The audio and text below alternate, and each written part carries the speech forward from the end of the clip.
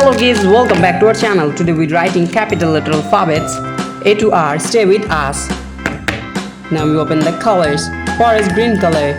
Kids, the next one is mint blue color. And the next one is baby blue color. Stay with us. Vivid purple color. And the next one is light violet color. Geranium color. Deep olive green color. Rose big color. Rose big color. Scarlet color. Kids, the next one is yellow color. Exactly. Cream color. Cream color. The last one is yellow green color. Stay with us. Today we draw capital letter alphabets A, B, C, D, E, F. The next one is G. G, H, I, J, K, L. The next one is M, N, O, P, Q, R.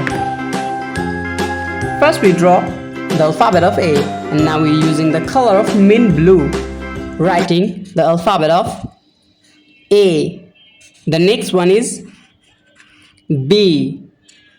Now we write the alphabet of C. The next one is D. Now we're writing the alphabet of E. E. The next one is F. F. F for fish. Now we're using the color of baby blue color, writing the alphabet of exactly G. The next one is H. Now we're writing the alphabet of I. J. The next one is K. L. L for lemon.